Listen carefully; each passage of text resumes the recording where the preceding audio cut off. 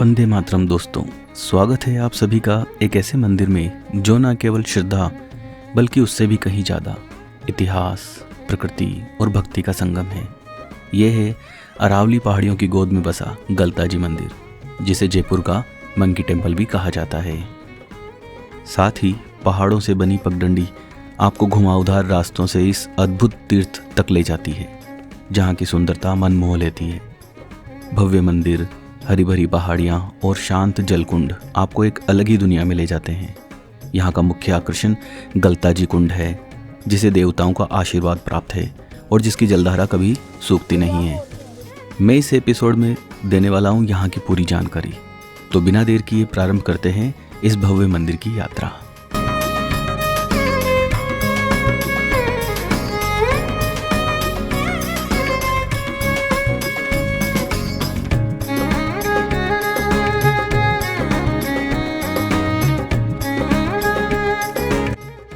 गलता जी केवल एक मंदिर नहीं बल्कि एक आध्यात्मिक यात्रा है। यह इतिहास, प्रकृति और भक्ति का संगम है, जो हर यात्री और श्रद्धालु को अपनी ओर आकर्षित करता है। हम भी इसी आकर्षण से प्रेरित होकर घर से निकल पड़े गलता जी की यात्रा पर। यह धार्मिक स्थल जयपुर के पास स्थित है, तो यहाँ आने के लिए आपको बाय ट्रेन, बस या प्लेन से जयपुर आना होगा। जयपुर रेलवे स्टेशन और बस स्टैंड से इसकी दूरी 11 से 12 किलोमीटर है। यहाँ आप सिसोदिया रानी के बाग से होते हुए भी आ सकते हैं या फिर गलता जी गेट से भी आ सकते हैं, लेकिन गलता जी के गेट से जो मार्ग है वो कार के लिए थोड़ा सा मुश्किल भरा है। लेकिन हम लोग गलता जी गेट से ही जाने वाले हैं। गेट में प्रवेश करने के बाद आसपास कुछ दुकानें दिखाई देंगी, जहाँ से आप पूजा का सामान ले सकते हैं। यहाँ रुककर हमने पूजा का सामान लिया और हम निकल पड़े मंदिर की ओर।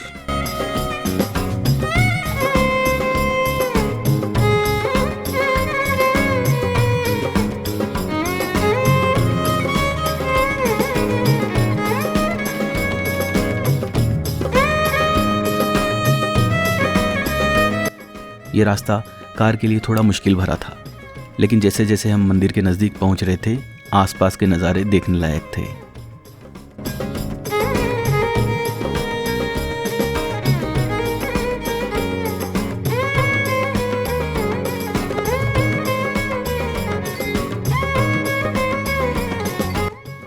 कुछ ही देर में हम पहुंच चुके थे मंदिर के पास, और पास ही बनी पार्किंग में कार को पार्क करने के बाद हम निकल पड़े मंदिर के लिए।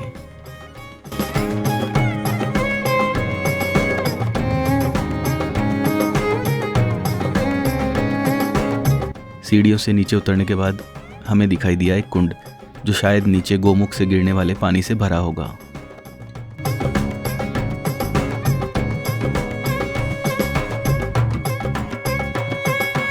इस कुंड के पास ही सीढ़ियाँ थी, जिससे नीचे उतरते समय हमें दिखाई दिया एक गोमुख, जिससे जल की एक धारा लगातार गिर रही थी, जो कभी नहीं रुकती। और आसपास काफ़ी सारे बंदर भी हमें दिखाई दिए। इन बंदरों की इतनी संख्या देखने के बाद आप अंदाज़ा लगा सकते हैं कि इसे मंकी टेम्पल क्यों कहा जाता है।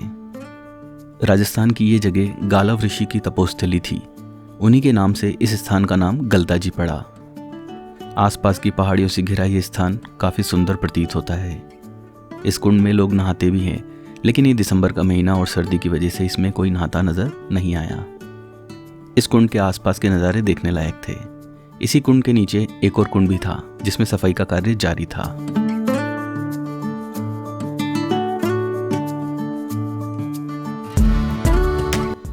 हम सीढ़ियों से नीचे उतरकर इस कुंड तक पहुंचे। जैसे जैसे हम सीढ़ियों से नीचे उतर रहे थे, ये स्थान और बड़ा और मनमोहक लगने लगा था। नीचे उतरने के बाद जो कुंड हमें दिखाई दिया, ये काफ़ी बड़ा था और इसमें भी सफाई का कार्य था। ये भरने के बाद शायद और भी अच्छा लगे। सामने हमें कुछ महल नुमा आकृति दिखाई दी जो 2 या 3 मंजिला दिख रही थी, जहाँ से नीचे गिरकर कुंड में पानी आएगा। यहाँ कुछ देर ठहरने के बाद हम और आगे बढ़े। उसके बाद हमें दिखाई दिया एक मंदिरनुमा स्तंभ जिस पर कई देवी देवताओं की मूर्तियां थी। थोड़ा और आगे बढ़ने पर हमें दिखाई दिए 2 बड़े स्ट्रक्चर जो यहाँ के 2 मुख्य मंदिर थे। आगे बढ़ने से पहले आपकी जानकारी के लिए बता दूं कि दीवान राव कृपाराम ने 18वीं शताब्दी में मंदिर की आधारशिला रखी थी। कृपाराम राजा सवाई जयसिंह के दरबार में दीवान थे। यहाँ ये जो 2 मंदिर हैं, पहला सीताराम जी का है और दूसरा श्री ज्ञान गोपाल जी का।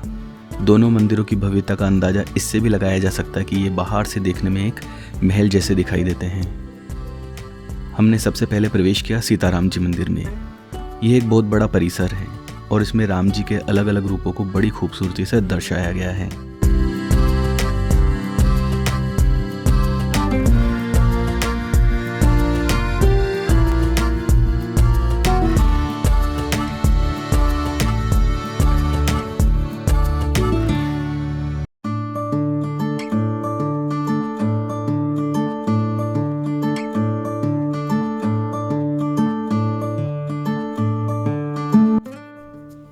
यहाँ कृष्ण और राम जी की छवि एक ही मूर्ति में देखने को मिलेगी, जिसमें कृष्ण जी जैसे बांसुरी लिए हुए और धनुष बाण के साथ राम जी के रूप में दिखाया गया है। इसके अलावा राम जी का बाल स्वरूप साथ ही सीता जी के साथ अलग अलग रूपों में दिखाया गया है। जब हमने पंडित जी से पूछा कि कृष्ण जी को धनुष बाण के साथ क्यों दिखाया गया है, तो वह कहानी कुछ इस प्रकार उन्होंने सुनाई। जो मंदिर है सामने, धनुष भी है साथ में और इसमें राम और कृष्ण दोनों ही हैं। धनुष और मुखारविंद देखते हैं तो राम का रूप है, चरण और मुरली देखते हैं तो कृष्ण का रूप है जी। नाभाजी महाराज कृष्ण भक्त थे और तुलसीदास जी राम भक्त थे। तो एक समय यहाँ पे 3 साल तक तुलसीदास जी रहे, नाभाजी महाराज अपना जीवन व्यतीत किया है। एक समय नाभाजी महाराज और तुलसीदास जी वृंदावन धाम ज्ञान गुदड़ी के पास बांके बिहारी मंदिर वहाँ दर्शन करने के लिए गए। तो नाभाजी पहुँचते हैं, साष्टांग प्रणाम करते हैं, तुलसीदास जी नहीं करते हैं। नाभाजी बोलते हैं तुलसीदास जी ऐसा क्यों? तो तुलसीदास जी जवाब देते हैं कि अगर इस मूर्ति में इतनी छवि है तो मुझे धनुष बाण के साथ राम के रूप में दर्शन देंगे तब तो मैं इन्हें नमन करूंगा, नहीं तो नहीं करूंगा। तो भगवान कृष्ण को धनुष बाण लेकर के राम के रूप में आना पड़ा, तब जाकर के तुलसीदास जी ने नमन किया है। उसमें कहा है, कहाँ कहूँ छवि आपकी भले विराजो नाथ, तुलसी मस्तक जब नवे धनुष बाण लियो हाथ, कित मुरली कित चंद्रिका कित गोपियन के साथ, अपने जन के कारण प्रभु कृष्ण भये रघुनाथ। भगवान भक्तों के बस में है और भक्त भगवान के बस में है। इसके साथ ही हमने गलता जी मंदिर के इतिहास के बारे में उनसे जानना चाहा, तो उन्होंने उसके बारे में कुछ इस प्रकार से बताया। भक्त भगवान की पूजा करता है और भगवान भक्तों की पूजा करता है, ऐसा आदान प्रदान दिया गया है। और यहाँ पे गालो ऋषि का तपोस्थल है। गालो ऋषि यहाँ पे 60,000 वर्ष तपस्या किए। डेली गंगा स्नान के लिए हरिद्वार जाया करते थे, डेली आ जाते थे।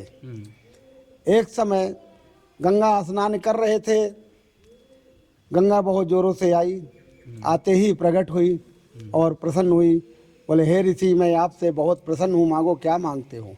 ऋषि बोले, मुझे कुछ नहीं चाहिए। बोले, नहीं मांगो। तो ऋषि कहते हैं कि गंगा कहती है ऋषि से कि हे ऋषि, एक वस्त्र छोड़ जाओ, यहाँ जो वस्त्र आके वहाँ गिरेगा तो समझ लेना मैं आ गई। तो वो वस्त्र, और गंगा सतऋषि घाट से पाताल लोक होते हुए वस्त्र आया, यहाँ गौमुख पे वस्त्र गिरा, गंगा यहाँ प्रकट हुई, जिसका नाम गलता तीर्थ धाम रखा गया है और है।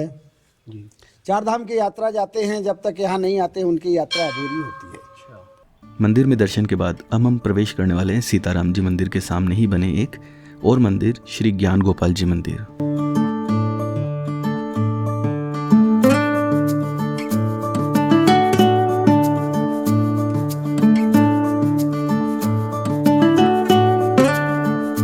और ये मंदिर अंदर से उतना मेंटेन नहीं था जितना सीताराम जी का मंदिर है। दोनों मंदिरों के दर्शन के बाद हम और आगे निकल पड़े।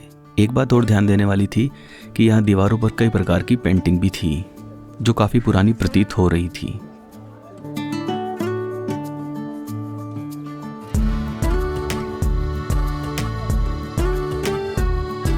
जब हम इन मंदिरों से और आगे बढ़े तो एक द्वार को पार करने के बाद एक गौशाला दिखाई दी।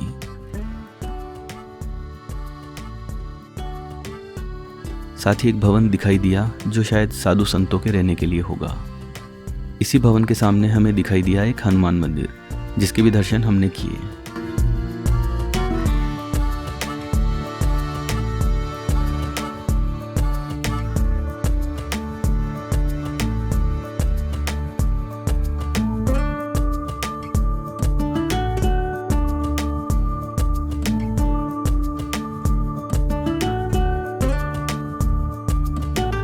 सचमुच यहाँ का शांत वातावरण, चारों ओर पक्षियों की आवाज़ और पहाड़ियों से घिरा ये स्थान मन को सुकून देने वाला है।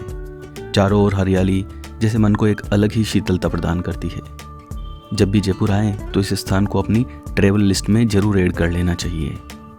कुछ समय यहाँ बिताकर अब समय हो चला है फिर से लौटने का, और आपसे फिर एक वादा, फिर लौटेंगे हमारे प्यारे भारत की एक और डेस्टिनेशन के साथ। और हमें सपोर्ट करने के लिए आप चैनल को सब्सक्राइब जरूर कर लेना, जिससे हमें मिलेगा मोटिवेशन नई नई वीडियो बनाने का।